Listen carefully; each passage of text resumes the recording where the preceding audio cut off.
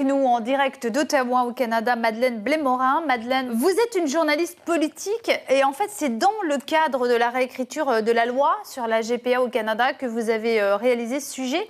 Où en est-on aujourd'hui? Est-ce que cette loi qui consiste à mieux indemniser est passée ou pas? En fait, c'était dans le cadre d'un projet de loi du député Anthony Housefather, on le voyait dans le reportage. Ce projet de loi-là a été déposé, mais il a fait du surplace dans le processus législatif. Et puisqu'il y aura des élections à l'automne prochain ici au Canada, c'est sûr et certain qu'il ne sera pas adopté, ce projet de loi-là. Il faut savoir que lorsqu'un projet de loi est présenté, non pas par le gouvernement, mais par un député, comme c'était le cas ici, pour être étudié, il doit être choisi par tirage au sort et le député Anthony Housefather n'a pas eu de chance à la loterie et le gouvernement de Justin Trudeau n'a pas voulu le reprendre à son propre compte non plus. Parce qu'il faut savoir que c'est délicat pour le gouvernement Trudeau qui s'autoproclame féministe. Et on sait que cette question, on le voyait bien dans le reportage, divise le mouvement féministe. D'une part, il y a une partie du mouvement qui dit que ce sont aux femmes de décider ce qu'elles font de leur corps, alors que de l'autre côté, il y en a certaines qui s'inquiètent justement de la marchandisation de l'utérus des femmes. Madeleine Blais-Morin, le coût d'une mère porteuse est largement inférieur au Canada qu'à celui des États-Unis. On dit que c'est autour de 80 000 à peu près euros aux États-Unis, 40 000 au Canada. Avec l'aménagement de cette loi, est-ce que ça pourrait changer ? En fait, c'est ça que le gouvernement fédéral veut faire, d'encadrer plus précisément les règles.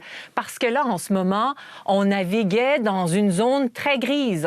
Qu'est-ce qui pouvait être remboursé? Qu'est-ce qui n'était pas permis selon la loi? Donc, le gouvernement a voulu essayer de clarifier un petit peu les règles et du même coup, essayer d'éviter les rémunérations déguisées. Mais il y a des mères porteuses qui m'ont dit que finalement, elles s'accommodaient assez bien du flou qui existait parce qu'elles avaient, à l'intérieur de ce flou, une certaine marge de manœuvre, ce qu'elles pourraient ne plus avoir dorénavant. Axel Kahn, c'est bien le flou finalement, c'est ce qu'on évoquait tout à l'heure au sujet de la PMA, le flou autour de l'indemnisation, c'est finalement mieux qu'une vraie rémunération? Ce dont je parlais tout à l'heure à propos du don d'ovocytes, en précisant que le don d'ovocytes n'était jamais anodin et que, en effet, une motivation financière était incitative. Et beaucoup plus vrai encore d'une grossesse pour autrui. Une grossesse pour autrui, c'est tout de même des petites complications pendant plusieurs mois par rapport au travail. Ce sont des risques qui sont spécifiques, des risques obstétricaux, etc., etc. Et donc, on voit bien que s'il n'y a pas une indemnisation rémunératrice, à part quelques cas de folle générosité extraordinaire pour une amie, pour une parente, mais qui sont extrêmement peu nombreux, eh bien tout simplement, il n'y aura pas de candidate à la gestation pour autrui. Et de ce point de vue-là, il faut sortir réellement du flou, parce que ça veut dire quoi? Quelle est la différence entre une indemnité qui va atteindre 60 000 euros et par exemple, un achat, donc un circuit commercial, qui en Ukraine vaut 2 fois moins. Donc, ou 4 fois moins même, oui. Tout à ou fait. des fois, réellement, 4 fois moins. La grande question autour de cela n'est pas tellement, pour moi, la question de la hauteur de la prestation. C'est du statut et de la définition de la mère. C'est ça.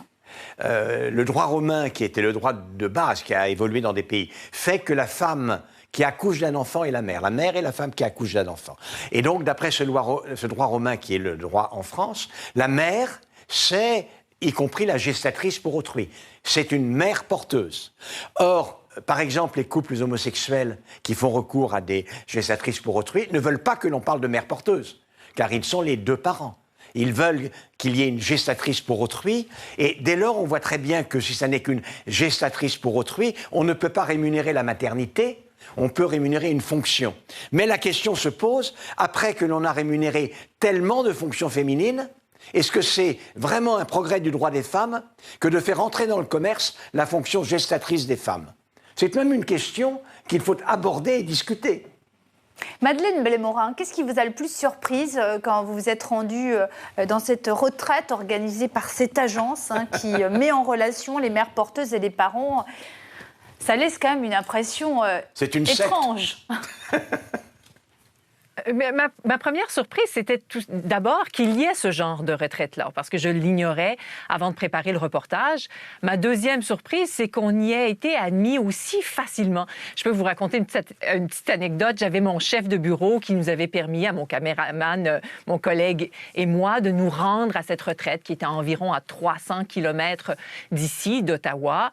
Mais il m'avait bien prévenu qu'il n'avertirait personne que je préparais ce reportage-là, tant et aussi longtemps que je ne revenais pas au bureau avec des images enregistrées parce qu'il en doutait, en fait, de la concrétisation de ce projet-là.